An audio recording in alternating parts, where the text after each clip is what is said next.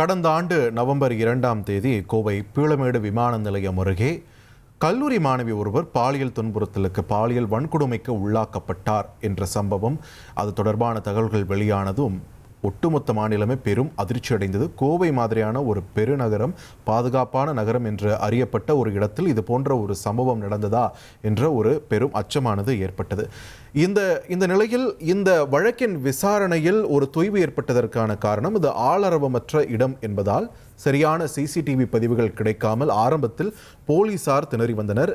ஆனாலும் ஒரு வழியாக அங்கு அக்கம் பக்கத்தில் இருக்கக்கூடிய ஏதோ ஒரு இடத்தில் இருக்கக்கூடிய சிசிடிவி ஆதாரங்களின் அடிப்படையில் விசாரணை மேற்கொண்ட போதுதான் இந்த 3 பேரும் சிக்கியிருக்கின்றனர். கருப்பசாமி, காளீஸ்வரன் மற்றும் தவசி. இதனைத் தொடர்ந்து இந்த வழக்கின் விசாரணையை தீவிரப்படுத்தவும் விரைவுபடுத்தவும் ஒரு அழுத்தமும் இருந்தது. இதற்கான சிறப்பு உத்தரவையும் முதல்வர் தரப்பிலிருந்து பிறப்பிக்கப்பட்ட நிலையில்தான் வழக்கு வேகம் எடுத்தது. ஒரு கட்டத்தில் இவர்களை பிடிப்பதே ஒரு சவாலான நிலையாக இருந்தபோது 3 பேரும் சுட்டு பிடிக்கப்பட்ட தகவலுமே அப்பொழுது அனைத்து ஊடகங்களையும் ஆக்கிரமித்தது என்றே சொல்லலாம். இந்த நிலையில் இந்த 3 பேர் தொடர்பான இந்த வழக்கு ஏற்கனவே பல்வேறு குற்றச்செயல்களில் ஈடுபட்டு பல்வேறு வழக்குகளை சந்தித்து வரக்கூடியவர்கள் என்ற விவரமும் வெளியாகி அதுவும் அதிர்ச்சியை ஏற்படுத்தியிருந்தது. ஒரு நீண்ட விசாரணைக்கு பிறகு 21 நாட்கள் 112 சாட்சிகள் குறுக்கு விசாரணை செய்யப்பட்டு இவர்கள் தரப்பிலிருந்து முன்வைக்கப்பட்ட வாதங்களும் கேட்கப்பட்டது. இறுதியில் தற்பொழுது தீர்ப்பு வெளியாகியிருக்கிறது. கோவை மகளிர் நீதிமன்ற நீதிபதி சுந்தரராஜன் இந்த தீர்ப்பை வாசித்திருக்கிறார். 3 பேரும் குற்றவாளிகள் என்று தற்பொழுது உத்தரவில் தெரிவிக்கப்பட்டிருக்கிறது, தீர்ப்பில் தெரிவிக்கப்பட்டிருக்கிறது.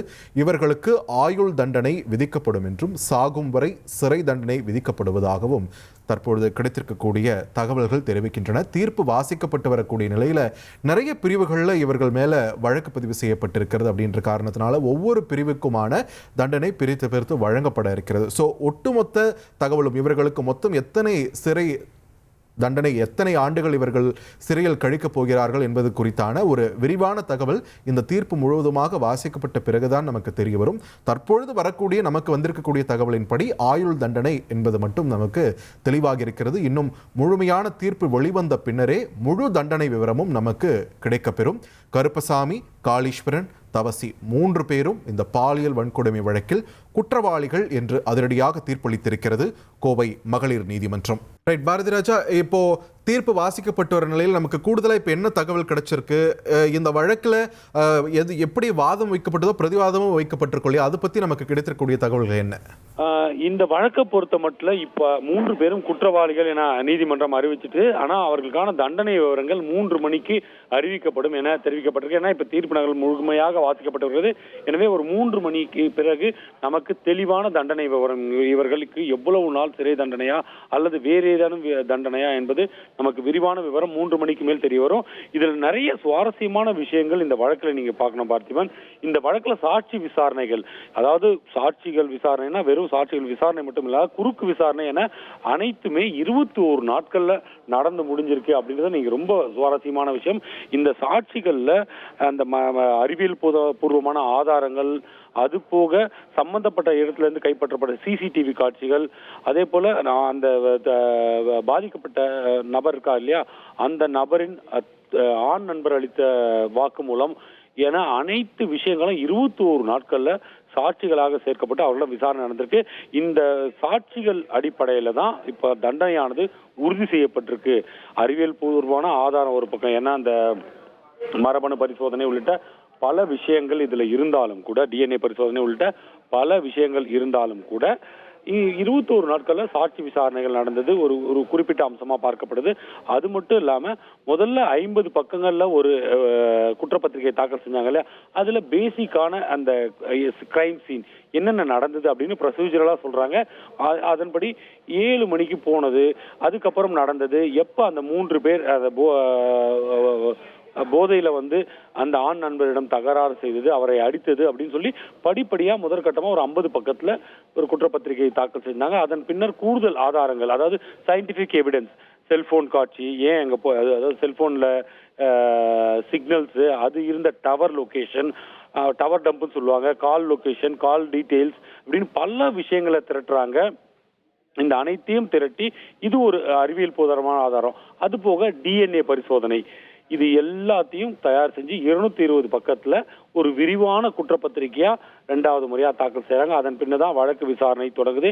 இந்த வழக்கை பொறுத்த மட்டும் கருப்புசாமி, காளீஸ்வரன், தவசி இந்த 3 பேர் மிக தெளிவாக ஈடுபட்டிருப்பது இந்த ஆதாரங்கள் மூலம் உறுதி செய்யப்பட்டிருக்கிறது. அது போக சாட்சிகள் 112 சாட்சிகள் சேர்க்கப்பட்டிருந்தாலோ அந்த சாட்சிகளில் பெரும்பாலும் இதை உறுதி செய்திருக்கிறது. அந்த அடிப்படையில இப்ப இவங்க 3 பேரும் குற்றவாளிகள் என நீதிபதியால் அறிவிக்கப்பட்டிருக்கிறார், நீதிமன்றத்தால் அறிவிக்கப்பட்டிருக்கிறார். இந்த தீர்ப்பு தான் பொதுமக்கள், தமிழக மக்கள் மிக எதிர்பார்ப்புடன் காத்துக் கொண்டிருக்கிறார்கள். ஏனென்றால் அவ்வளவு ஒரு கொடுமையான வழக்காக பார்க்கப்பட்டது. நவம்பர் 2ஆம் தேதி இரவு நடந்த அந்த கொடூர சம்பவம் நவம்பர் 3ஆம் தேதி காலை செய்தித்தாள்களில் மட்டுமல்லாது ஒட்டுமொத்த தமிழகத்தையுமே என்ன சொல்றது அதிர்ச்சியில் ஆத்தியது அப்படின்னு சொன்னாலும் கூட இந்த வழக்குல இன்னொரு எதிர்த்தரப்புல ஒரு வாதம் வைக்கப்பட்டது. குற்றவாளிகளின் வயதை கருத்தில் கொண்டு குறைந்தபட்ச தண்டனை என்றால் குற்றவாளியின் அறிவிச்சாச்சு, தண்டனை விவரங்கள் அறிவிக்கப்படும் 3 மணிக்கு அப்படின்னு சொன்ன உடனே குற்றம் சாட்டப்பட்டவர்கள் தரப்பு, இப்ப குற்றவாளிகள்னே சொல்லலாம் அவங்கள, குற்றவாளிகளுக்கு அவர்கள் வயதை கருத்தில் கொண்டு குறைந்தபட்ச தண்டனை கொடுக்க வேண்டும் என அவர்கள் குற்றவாளிகள் தரப்பு யாரு காளீஸ்வரன் மற்ற 2 பேர் இவர்கள் தரப்புல ஆஜரானாங்க இல்லையா வழக்கறிஞர்கள், அவங்க கோரிக்கை வைக்கிறாங்க. என்னன்னு கோரிக்கை வைக்கிறாங்க? அவர்களது வயது 21 வயது, எல்லாமே 20, 21 அந்த வயதுல இருக்காங்க. அவர்களது வயதை கருத்தில் கொண்டு நீங்கள் குறைந்தபட்ச தண்டனை வழங்க வேண்டும் அப்படின்னு சொல்றாங்க. அது மட்டும் இல்ல 111/4 அதாவது உட்பிரிவு 4 இதுல திட்டமிட்ட குற்றச்செயல்கள் என்ற ஒரு பிரிவுல மட்டும்தான் அவர்கள் மீதான குற்றச்சாட்டுகள் நிரூபிக்கப்படவில்லை. அதாவது அவர்கள் மது போதையில் அதை செய்திருக்கார்கள், இதை திட்டமிட்டு செய்யல அப்படின்ற ஒரு பிரிவுல மட்டும்தான் குற்றவாளிகள் தரப்புல இருந்து என்ன சொல்றது அவர்களால் நிரூபிக்கப்பட முடியல. மற்ற எல்லா வழக்கிலையும் மற்ற அனைத்து குற்றச்சாட்டுகளும் உறுதி செய்யப்பட்டிருக்கு அப்படின்றத பார்க்கணும் அப்படின்னு அரசு தரப்புல சொல்றாங்க. அதுல என்னென்ன குற்றச்சாட்டுகள் வருது அப்படின்னா, பெண்ணை கடத்தி பாலியல் துன்புறுத்துதல், அதே போல பெண்ணை கொடூரமாக தாக்குதல், ஆடைகளை களைதல் அப்படின்னு சொல்லிட்டு பல பிரிவுகள்ல வழக்கு பதிவு செய்திருக்காங்க அப்படின்றது குறிப்பிடத்தக்கது. இப்ப நீங்க பொறுமையா இருக்க வேண்டியது எதுக்காகனா, இந்த 3 பேருக்கும், இந்த கொடூர குற்றத்தை புரிந்த 3 பேருக்கும் சரியான தண்டனை 3 மணிக்கு நீதிபதியால் வாசிக்கப்படும் அப்படின்னு எதிர்பார்க்கலாம். ரைட், நன்றி பாரதிராஜா உங்கள் விரிவான தகவல்களுக்கு. அதிகபட்ச தண்டனை வழங்க வேண்டும் என்று அரசு தரப்பில் வாதம் முன்வைக்கப்பட்டிருக்கிறது. பதிலுக்கு வயதுக்கு கன்சிடர் பண்ணி அதுக்கு தகுந்த மாதிரி தண்டனை குறைச்சு வழங்க வேண்டும் அப்படின்னு குற்றவாளிகள் தரப்புல இருந்து முன்வைக்கப்பட்டிருக்கு. தீர்ப்பு தற்பொழுது வாசிக்கப்பட்டு வரும் நிலையில முழுமையான விவரங்கள் நமக்கு 3 மணிக்கு கிடைக்கப்பெறும் என்று தகவல் வந்திருக்கிறது. சோ இது தொடர்பான முக்கிய செய்தியை பார்த்து வருகிறோம். 1,27,00,000 மனங்களை வென்ற தந்தி டிவி யூடியூப் சேனல். தவிர்க்க முடியாத தம்ப்நெயில்ஸ், கலக்கலான கான்டென்ட்ஸ். நீங்களும் இந்த குடும்பத்தில் இணைய இப்பவே சப்ஸ்கிரைப் பண்ணுங்க. அசுரபலம் கொண்ட எங்கள் டிஜிட்டல் கரங்களில் உங்கள் விளம்பரங்களை சேர்க்க வாட்ஸ்அப் பண்ணுங்க. 8939888378. Email advtthanditv@dttv.in.